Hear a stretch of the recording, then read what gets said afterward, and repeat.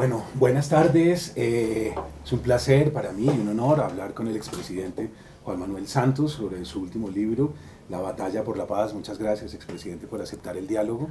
Y decirles que estamos en la librería Tornamesa, en la calle 70, número 523, por si de pronto los lectores o alguien que esté cerca quiere pasar. Muchas gracias por su presencia.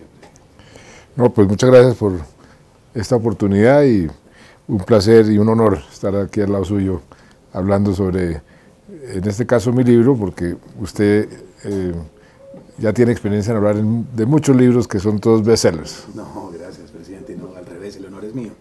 Yo quiero empezar el diálogo preguntándole algo que a mí me ha sorprendido mucho a nivel de comportamiento nacional, y es que la gente se pregunta por qué no les impusimos a los guerrilleros nuestra voluntad en la mesa, ¿verdad? ¿Por qué no hay más penas más altas? ¿Por qué no se hizo esto? ¿Por qué no se hizo lo otro? Y la respuesta es muy sencilla: porque no los vencimos militarmente. Es decir, cuando uno vence a un ejército puede imponer las condiciones en una mesa y el otro se somete, pero una mesa de negociaciones no es una claudicación ni es una rendición. Entonces, ¿por qué ha sido tan difícil, presidente Santos, entender esto, que no se trata de imponernos a la fuerza? Mucha gente vendió la idea de que no era necesario una negociación, que podíamos seguir el proceso militar y que podíamos aniquilar hasta el último guerrillero. Esa teoría pues, no tiene ningún sentido, primero porque hubiera tardado 30 o 40 años más, y segundo porque las FARC llevaban 50 años defendiéndose, iban a seguir defendiéndose con cualquier método, con cualquier estrategia. Y todas las guerras asimétricas, que son guerras como las que tenemos con las FARC, sí, en el mundo de hoy, terminan inexorablemente en una mesa de negociación. Entonces, ahí no había lugar a continuar en esa guerra y exterminar hasta el último guerrillero. Como no estaban vencidos, pues había que negociar. Claro. Y negociar en unos términos que fueran aceptables para las dos partes. Así es. Un resultado digno para las dos partes. Así se negocia una paz. Y creo que lo que logramos fue un buen equilibrio donde se respetan los principios fundamentales que exige hoy la comunidad internacional, que no haya impunidad, claro, y donde pusimos las víctimas por primera vez en la historia en el centro de la solución. El Tratado de Roma, etcétera. Es que tuvimos muchas líneas rojas, pero dos en ese sentido. Siempre acogernos a nuestra Constitución, o sea, todo lo que pactáramos y todo lo que hiciéramos tenía que estar dentro de nuestras leyes y nuestra Constitución y dentro del derecho internacional, que en este caso era sobre todo el Estatuto de Roma, pero también el respeto por el derecho de los derechos humanos. Claro, derechos humanos.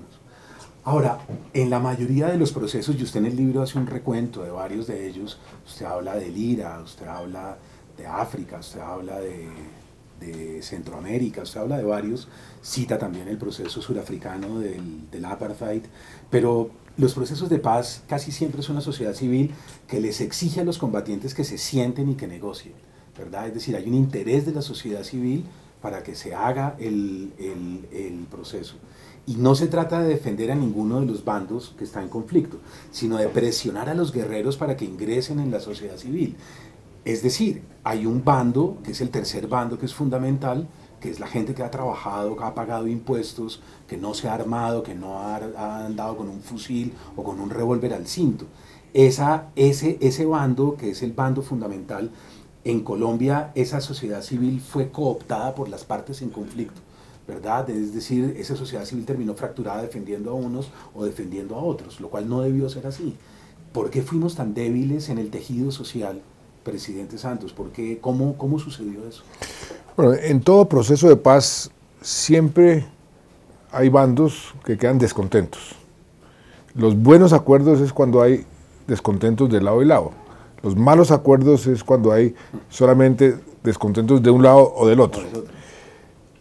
Un proceso de paz siempre se termina cuando uno traza una línea entre justicia y paz. Y siempre, cualquier proceso que uno estudie, hay unos que quedan descontentos porque quieren más justicia, como ha sucedido aquí en Colombia, pero otros también quedan descontentos porque hubieran querido más paz, es decir, más concesiones. Claro. Lo importante es buscar el equilibrio y después, con el tiempo, los bandos que quedaron descontentos se van dando cuenta que esta era la mejor solución. Pero eso toma tiempo. Tomó tiempo en Irlanda del Norte, en Sudáfrica, en todas partes. Y va a tomar un tiempo en Colombia, sobre todo porque aquí hay un ingrediente que pues siempre es bastante nocivo. Es el ingrediente político. Los que aprovechan políticamente las emociones de la gente, de los seres humanos. ¿Cómo es posible que a estos sinvergüenzas que cometieron semejantes atrocidades no les den 50 años de cárcel? ¿Cómo les aplican una justicia que no es tan drástica, que es más benévola? Pues explicar eso es muy difícil porque eso va a las emociones. Pero es que si no hubiera sido así, no hubiera habido paz. Estarían todavía en el monte. Claro, y estaríamos asesinándonos y matándonos. Exactamente. Claro. Ahora, hay algo que fue terrible, yo creo, para muchos de los colombianos, y fue el momento del plebiscito. En ese momento del plebiscito, yo le quería preguntar, aunque usted lo sugiere en el libro y usted lo acepta en el libro de manera muy puntual, ¿no fue la reunión de Cartagena antes del plebiscito prematura? Fue como cantar victoria antes de tiempo. Y también le quiero preguntar si no fue una responsabilidad de todos nosotros, los periodistas, la gente de la educación, los que hemos estado en medios, la cultura, en fin, ¿no nos faltó pedagogía ante el proceso de paz? ¿Eso no le dio más armas a los que en realidad no han hecho sino torpedearlo? ¿No les beneficiamos ese camino a ellos y no tuvimos que haber trabajado con ahínco y con dedicación antes? Comienzo por lo segundo, y la respuesta es sí, nos faltó muchísimo. A mí me faltó muchísimo hacer más pedagogía. Yo me confié, pensé que uno dice, ¿quién va a votar contra la paz? Claro. Después estamos firmando un acuerdo para terminar una guerra de 50 años, ¿quién se va a oponer a eso? Exacto. Pero yo subestimé la capacidad de manipular los miedos de la gente y lo que hoy llaman las posverdades, y en fin, hubo toda una serie de factores que fueron subestimados y sí faltó pedagogía. Yo en eso quiero ser muy claro y yo soy el primero en reconocer mi responsabilidad en eso. Respecto de la reunión de Cartagena, como usted sabe mejor que nadie, cuando uno mira para atrás uno siempre es un genio. Entonces yo diría que mirando para atrás de pronto eso fue contraproducente. Exactamente. Pero nunca nos imaginamos que iba a ser contraproducente, como nunca nos imaginamos que íbamos a perder el plebiscito. Sí, claro. Pero mirando para atrás pueden tener razón los que dicen se anticiparon, eso fue una especie de canto de victoria prematuro. Antes de ganar, claro. Esto, yo recuerdo ese día perfectamente porque usted también sugiere ahí que hubo una serie de complicaciones climáticas y yo recordé de pronto que yo estaba en Cartagena y yo tenía que viajar a Bogotá para poder votar porque me parecía inconcebible no poder llegar y fue muy difícil. El aeropuerto estaba cerrado, media ciudad estaba inundada.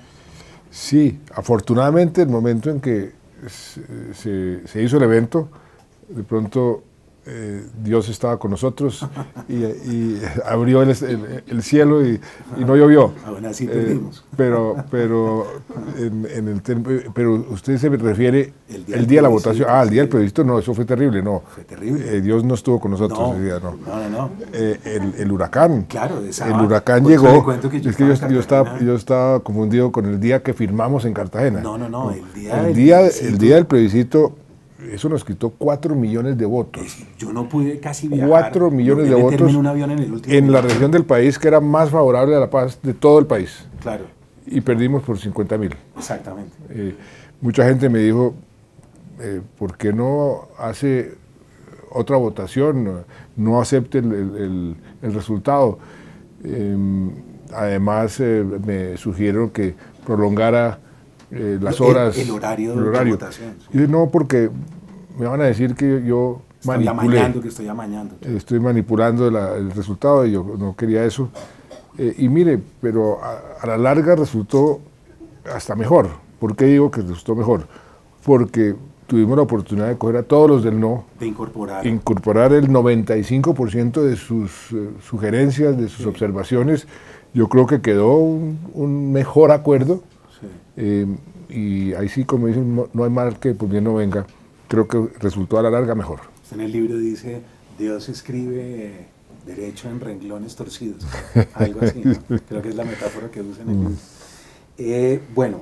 Esta es una pregunta que me interesa mucho desde el lado de las humanidades, y es que creímos durante mucho tiempo que el problema de Colombia eran las FARC, ¿verdad? Creímos que se trataba de nuestro gran problema con mayúscula, una violencia política, y de pronto en el último tiempo nos hemos venido dando cuenta que nosotros mismos al interior del establecimiento somos muchísimo más violentos de pronto, y que hemos actuado en el último tiempo con un odio y con un encono y de una manera emocional, como usted lo dice, muy poco argumentativa. ¿Por qué ese comportamiento malsano y enfermizo que se ha creado en torno a una discusión que hubiera podido ser sana, enriquecedora para todos? Porque la política, infortunadamente, aquí en Colombia y en el resto del mundo, se ha vuelto así, se ha vuelto una política de manipular los miedos, de inculcar esos sentimientos tan negativos, pero que son tan fuertes. Los que saben manipular esos miedos, pues lo que les interesa es exacerbar los ánimos y polarizar.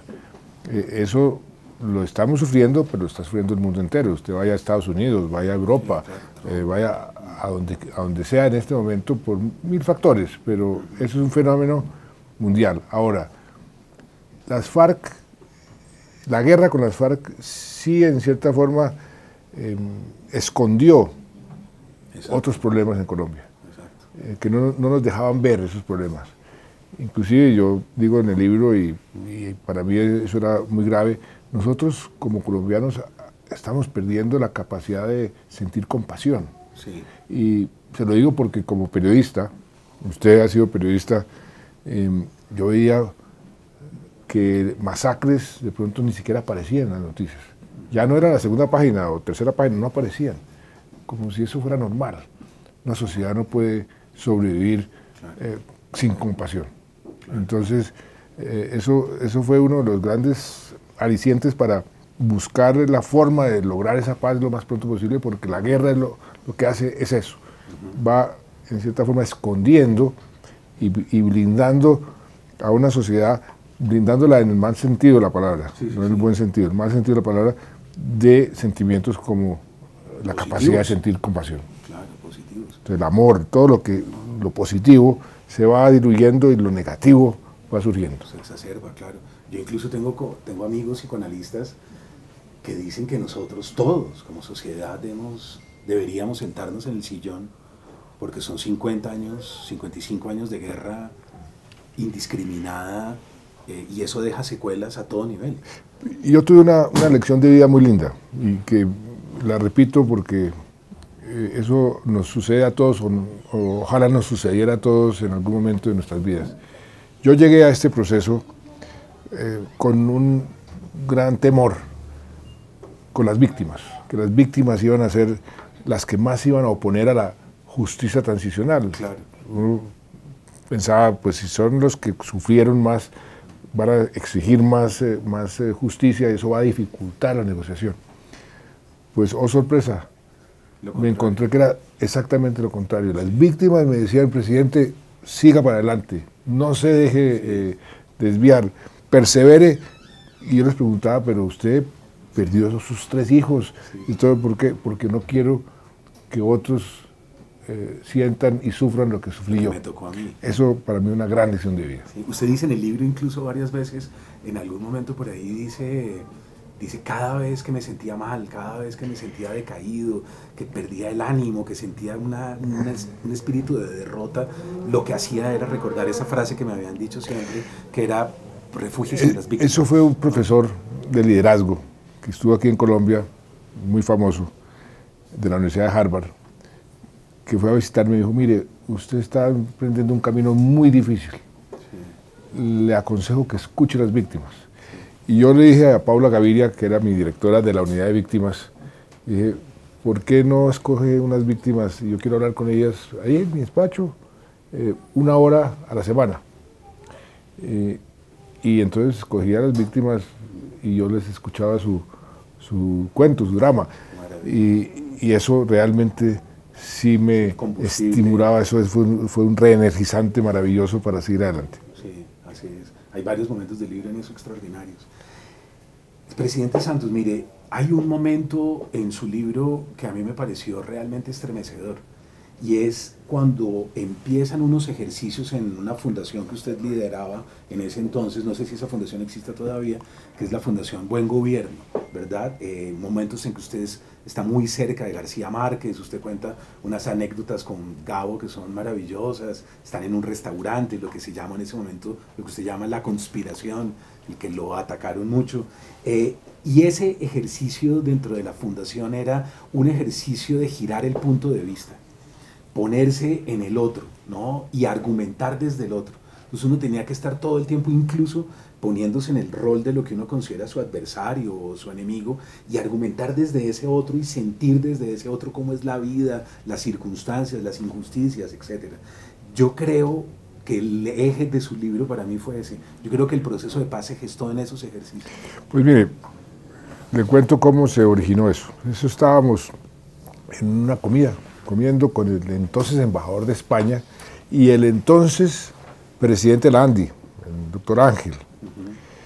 Y todo el país estaba concentrado en el proceso 8000. No se hablaba sino del proceso 8000, Samper, proceso 8000, y el embajador de España, pero ustedes tienen una guerra.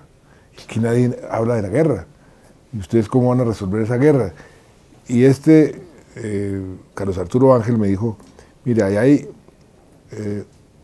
un señor Carvajal que conoce de un personaje que ayudó muchísimo a poner a las partes en conflicto, por lo menos a acercarse durante la situación en el proceso de Sudáfrica. Y ¿por qué no lo traemos? Y yo le consigo la financiación. Entonces me puse a averiguar este señor dónde estaba ayudándole a los de Irlanda del Norte, estaba ayudándole a los separatistas canadienses. Era toda clase de compromisos. Tenía la agenda llena. Y lo llamé y le dije, pero por favor, ¿puede venir? Me dijo, no, mire, yo de pronto le aviso si puedo ir a Colombia. Y de pronto me llamó, me dijo, en 3 semanas puedo pasar 2 días. Sí, iba para Brasil. Si usted, exactamente. Y entonces usted puede juntar al número más grande que pueda de los actores del conflicto, de todo el conflicto colombiano. Y nos pusimos en la tarea y todos aceptaron. La guerrilla por interpuesta personal, los paramilitares, todos.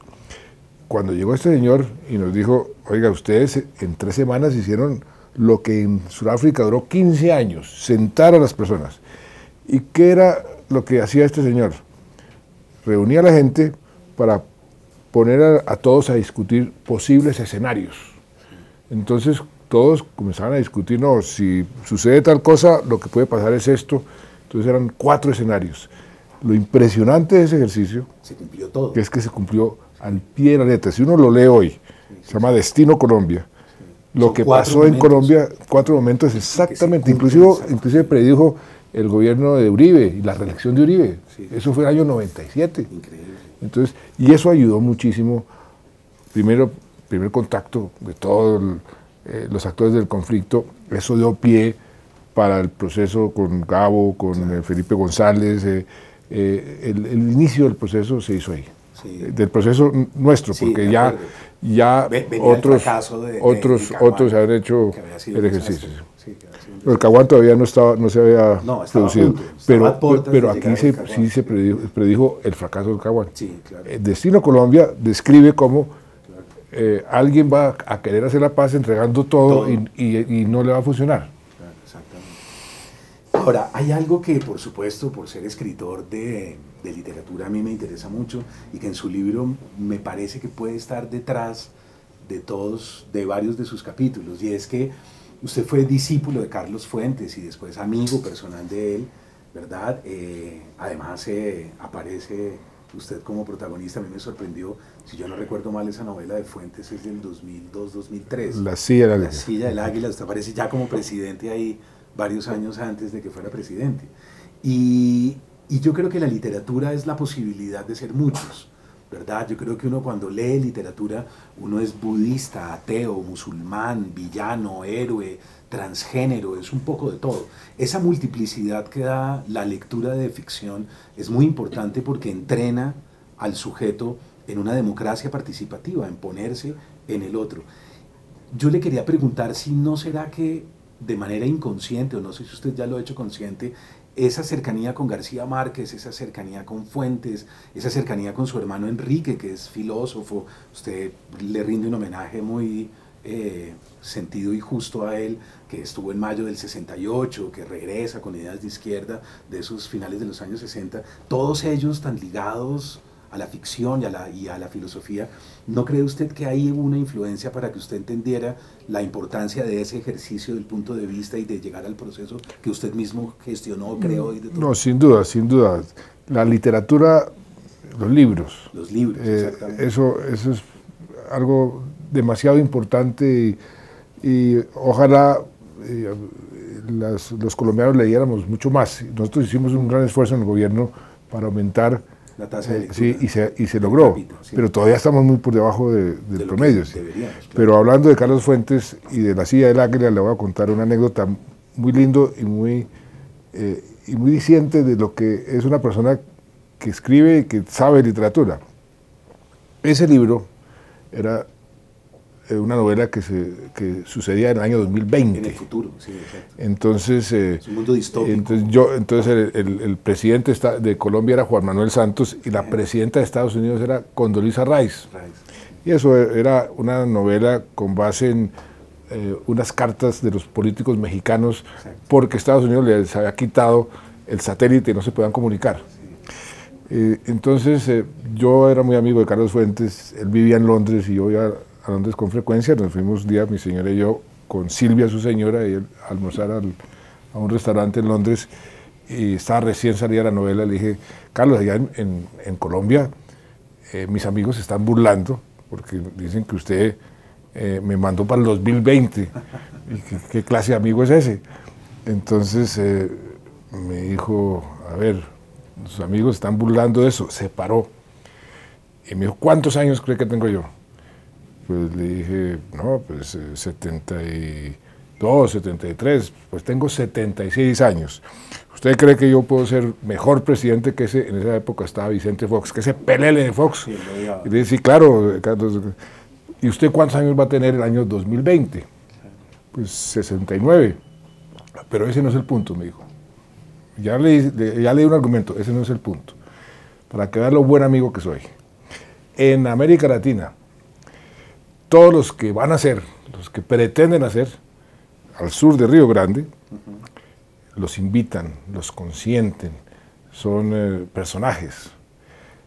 Cuando llegan, como les tocó llegar prometiendo mucho más de lo que pueden cumplir, comienzan a criticarlos, les dan palo, y cuando salen nadie les pasa el teléfono. Entonces le estoy prolongando su vida feliz. Usted va a decirle a sus amigos que yo soy un buen amigo. Pero sin embargo, sin duda la literatura es algo que enriquece muchísimo, claro, por eso que usted acaba de mencionar, que eso se llama empatía. Sí, exactamente. La empatía es conocer, sentir el dolor ajeno. Sí. Y hay que tener empatía para poder negociar la paz. Claro, totalmente. Usted varias veces se pone en el rol de los demás durante el proceso, me di cuenta a lo largo del libro. Ahora, expresidente Santos, mire, ¿por qué es tan difícil esto? Si logramos sacar los dineros de la guerra y pasarlos a educación y cultura, logramos despegar como sociedad, ¿verdad? Eso es como el proyecto. Usted en algún momento, incluso en un discurso que no recuerdo si fue en Naciones Unidas, dice Colombia la más educada 2025, ¿verdad? Porque nos habían dado más o menos 10 años y dicen Colombia parece que lo puede lograr. No hay un solo país que haya salido del subdesarrollo comprando armas y tanques y fusiles. ¿Cuál? Ninguno. Todo ha sido a través de plataformas de educación y cultura. Entonces, usted incluso tiene un ejemplo muy bello dentro del libro que es el balígrafo, ¿no? La bala que se transforma en esfero, claro, ¿no? Que sí. se transforma en bolígrafo. Entonces, como las balas se van transformando en educación. Y si uno le preguntara a los colombianos, mire, ¿usted en qué quiere que vayan sus impuestos? ¿Usted quiere pagar impuestos, el IVA, el impuesto predial, el 4 por mil, miles de impuestos que estamos pagando todo el tiempo? ¿Usted quiere que eso vaya para Black Hawks, tropas, la soldadesca toca pagar uniformes, botas, en fin, armas, porque incluso pusimos una fábrica de bombas en Sogamoso? ¿Por qué no ponemos más bien escuelas, por qué no mandamos a nuestros hijos a estudiar a las mejores universidades del mundo? ¿Por qué no damos becas? ¿Usted en qué quiere poner su dinero? Yo creo que la mayoría de los colombianos tendrían esa respuesta muy clara. ¿Por qué no hicimos la pedagogía correcta para que votaran todos y apoyaran mucho más el proceso de paz? Pues mire, tiene toda la razón, y por eso nosotros fuimos primer gobierno, modesta parte, como dicen, primer gobierno que pone el presupuesto de educación en primer lugar por encima de seguridad y defensa. En mi gobierno, durante 5 años, el primer rubro era educación. Nosotros recibimos el presupuesto de educación en 20 billones y lo entregamos como en 38, prácticamente lo duplicamos. Eso fue un gran esfuerzo y una gran discusión, precisamente por lo que usted está diciendo, pero es que estábamos en la guerra todavía. Claro. ¿Cómo es que vamos a darle más plata a la educación que a la guerra? Pues porque es que hay que comenzar a sembrar desde ya para el futuro. Por eso además hicimos aprobar la ley de víctimas y restitución de tierras en medio del conflicto, sin haber terminado. Inclusive apenas había comenzado la negociación. Entonces, ¿cómo así que vamos a reparar las víctimas si estamos en guerra? Pues que son tantas que hay que comenzar ya. Y eso hay que continuarlo. El presupuesto de educación hay que seguirlo aumentando. Se ha aumentado, pero todavía está muy, muy pequeño frente a las necesidades de un país como Colombia. Y lo que hay que entender es que los países, ¿cuál es la diferencia entre los países asiáticos y los países latinoamericanos? ¿Por qué están creciendo a tasas más altas y por qué están reduciendo la pobreza a mayor velocidad?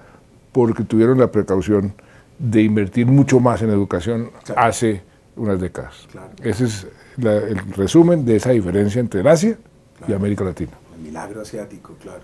Y lo que llaman patrimonio inmaterial, ¿no? Invertir en la inteligencia. En capital humano. El capital humano, que es la mayor fuerza que hay. Sin embargo, a mí me parece triste que los muchachos, sobre todo de universidad pública, hayan marchado en los últimos meses de una manera tan vehemente, y uno dice, si ya estamos dentro del proceso, ¿por qué ese dinero no se ve más? ¿Por qué no se nota que salimos de la guerra y que logramos pasar el dinero de educación y cultura? Eso es un proceso. Uno no puede educar una sociedad de un día para otro. Claro. Es un proceso. Por ejemplo, hicimos un gran esfuerzo en la parte de la primera infancia, que es donde debe comenzar la verdadera educación. La inversión social más rentable de cualquier sociedad es en la primera infancia, donde además comienzan las desigualdades. Un niño o una niña que está totalmente desnutrido o desnutrida y ha sido maltratado, llega al colegio en unas condiciones muy inferiores a la otra persona que ha sido al otro niño. Entonces, por eso esa inversión es tan importante, porque es donde se aprende a aprender. Sí, claro. Luego decretamos la gratuidad en la educación del grado 0 al grado 11, para que ninguna mamá, ningún papá tuviera la excusa de que por falta de recursos no podía mandar a su hijo al colegio. Y de pronto las mamás me decían, presidente, maravilloso que haya decretado la gratuidad en la educación primaria y secundaria, pero no tenemos plata para los libros. Imprimimos más de 53 millones de libros para los estratos más bajos y se los regalamos.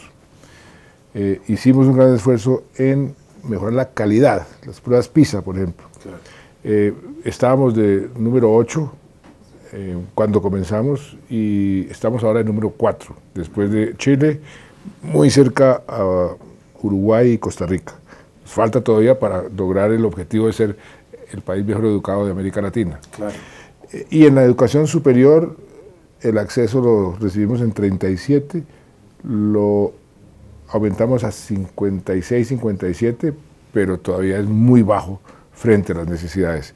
Ahí hay que hacer un esfuerzo mayor, de mayor presupuesto de la educación, porque es la mejor inversión que puede hacer cualquier país. La necesaria, la fundamental para la plataforma. Además es inmoral que un muchacho termine endeudado al final de su carrera y empiece con 80, 100 millones en contra. Mañana voy a graduar los primeros pilos que se gradúan de la Universidad de los Andes. Qué bueno, sería bello escuchar ese discurso. Presidente, mire, expresidente, en su libro hay un claro recuento de cómo desde el Frente Nacional se cerraron las vías de la expresión democrática. Usted hace un recuento, ¿verdad?, y histórico muy claro, hasta incluso llegar a la barbarie que fue el exterminio de la UP. Yo creo que muchos de los colombianos tenemos pánico de que se repita de nuevo lo que sucedió con la UP. Yo creo que todos sufrimos no solo la muerte de varios candidatos a la presidencia, recordaremos Bernardo Jaramillo, Pizarro, ¿verdad? Incluso llegaron a asesinar a personas de centro, como era Galán, sino ahora empezaron los asesinatos sistemáticos de líderes sociales y empezó también el asesinato de varios de los reinsertados. Van cerca de 80 y pico, 90, si no recuerdo mal. ¿Por qué seguimos siendo tan intolerantes, tan segregacionistas, tan antidemocráticos? ¿No es esto que está sucediendo uno de los grandes peligros que tiene ese proceso de paz? Sí, es algo muy grave y debe preocuparnos a todos, pero no es el país de hoy el mismo de la UP. Cuando sucedió la UP, este era un país, una nación fallida. No había control del Estado en el territorio, los paramilitares, narcotraficantes controlaban una tercera parte del país, la guerrilla otra, el Estado estaba cada vez más a la defensiva y eso permitió ese exterminio de la UP. Hoy el origen de esos asesinatos, que repito, es muy preocupante, hay que condenarlos y hay que vigilar y trancarlos. Claro. Tiene que ver con el acuerdo de paz, sobre todo la parte de los acuerdos para sustituir la coca por cultivos legales, porque los narcotraficantes ven que eso los deja sin materia prima, entonces están asesinando líderes que están promoviendo la sustitución voluntaria. Los cultivos, claro. Por otro lado, lo que dejó las FARC como vacío cuando se fueron del territorio, pues los grupos que quieren controlar los corredores de narcotráfico se disputan los territorios y esos corredores, eso también tiene que ver con los asesinatos. Otra fuente de esos asesinatos, el origen, tiene que ver con la restitución de tierras. Claro. Muchos de las personas que se hicieron a tierras ilegalmente, claro, ¿no? Entonces están viendo, uy, aquí estos campesinos van a reclamar legítimamente su tierra, claro, de la cual fueron despojados por la violencia. Entonces, para proteger su tierra, los que están prefiriendo matar. Entonces, hay diferentes, digamos, orígenes de esos asesinatos, pero eso en ninguna forma puede justificar que el Estado no actúe con mayor contundencia. Claro. Y hay que actuar con mayor contundencia, sobre todo previniendo esos asesinatos. Claro. Finalmente, para cerrar este diálogo, yo le quiero preguntar también otra cosa, y es, la gran mayoría de los colombianos son creyentes, ¿verdad? Cristianos en su enorme mayoría, bien sean católicos, evangélicos, etc. Es decir, creen en el mensaje de Jesús, que es el amor, la bondad, el perdón. ¿Por qué entonces a la salida de sus iglesias y sus templos les queda tan difícil poner en práctica esa fe? ¿Y por qué les queda tan complicado entender la empatía y esto de lo que estamos hablando, que es la solidaridad, la capacidad de entender al otro de corazón a corazón?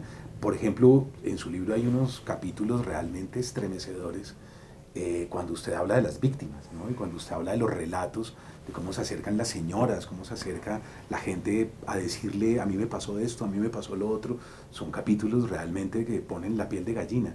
¿por qué a todos los colombianos, si son tan creyentes, si aman tanto, si van a sus iglesias y a sus templos, por qué no pueden perdonar si la gente de Bojayá nos dio esa lección y los otros también de tantas otras masacres que han defendido todo el proceso nos han dado una lección tan increíble? Eso es un proceso.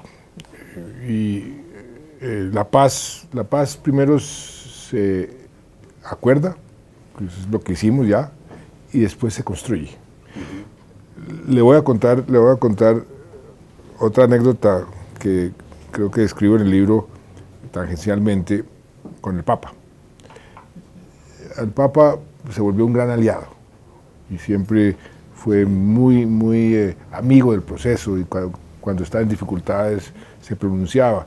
Y yo siempre le decía, Santo Padre, ¿por qué no va? Y me daba un empujoncito allá en Colombia y me decía, tranquilo, yo voy a ir, pero voy a ir cuando más me necesite.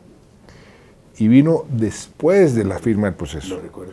Y vino, y él mismo le puso el título a su visita. Voy a Colombia a empujar a los colombianos a dar el primer paso hacia la reconciliación, que es lo más difícil, claro. Porque ahí es donde uno tiene que aprender a perdonar, aprender a respetar las diferencias, aprender a vivir en comunidad, a reconciliarse. Sí. Eso toma tiempo, puede durar generaciones, sí, claro.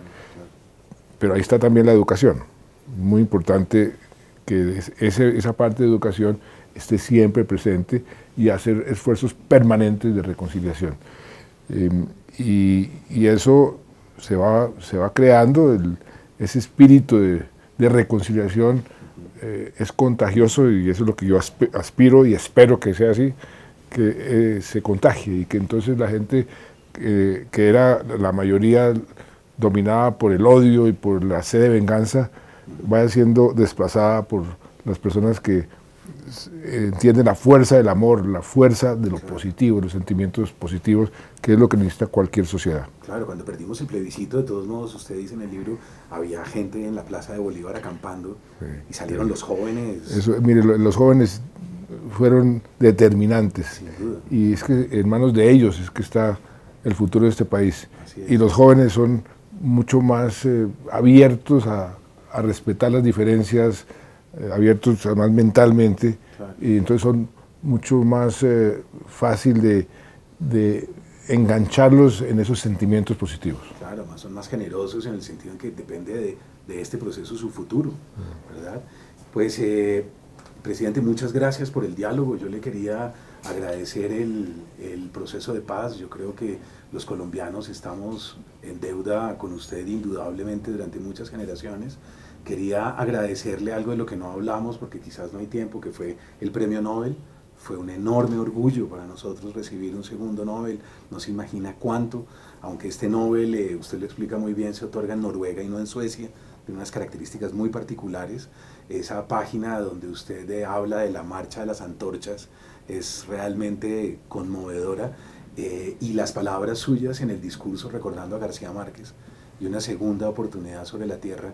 Creo que también muchas gracias por el discurso, por el Nobel, por el proceso, y muchas gracias por su libro, que invitamos, yo creo, a todos los colombianos a que lo lean, y si quieren venir a la librería, aquí estamos entonces en Tornamesa, calle 70, 523. Presidente, muy gentil por su generosidad. Muchas gracias, y el premio Nobel es de los colombianos y sobre todo de las víctimas. Sí, muchas gracias. Gracias. Gracias, presidente.